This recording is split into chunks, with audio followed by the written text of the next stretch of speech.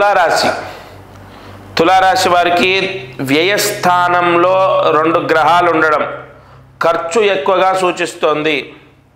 అయితే ఈ రాశ్యాధిపతి శుక్రుడు, లాభాధిపతి అయినటువంటి రవి వ్యయంలో ఉండడం,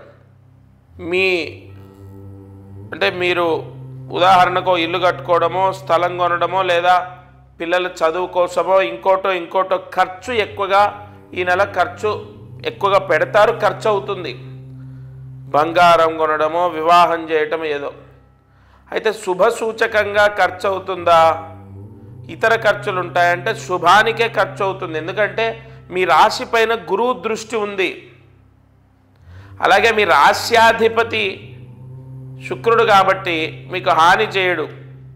లాభాధిపతితో కలిసి ఉన్నాడు అంటే ఖర్చు మాత్రం జరుగుతుంది. కానీ గురువు భాగ్యస్థానంలో సంచరించడం ద్వారా ఖర్చుతో కూడుకున్న లాభము లభిస్తుంది.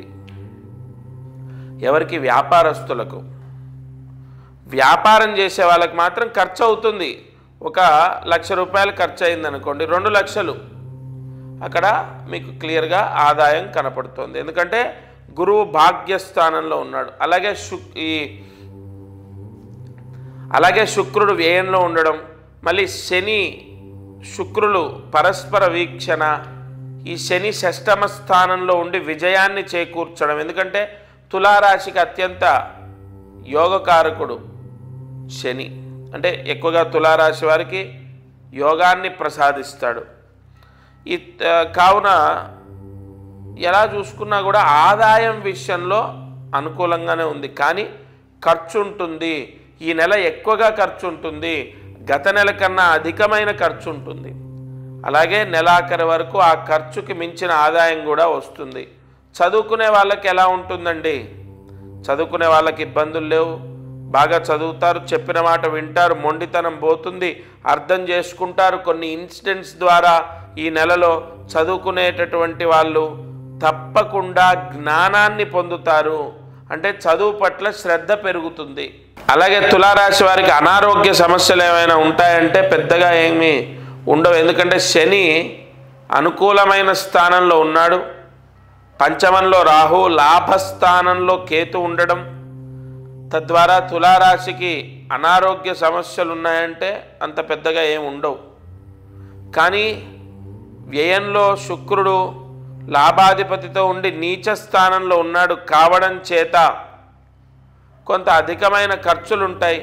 ఇంట్లో మీ అమ్మాయి లేదా మీ అబ్బాయికి లేదా మీ భార్యకు లేదా మీ భర్తకు మీరు ఖర్చు ఎక్కువ పెట్టే అవకాశం కూడా ఉంది.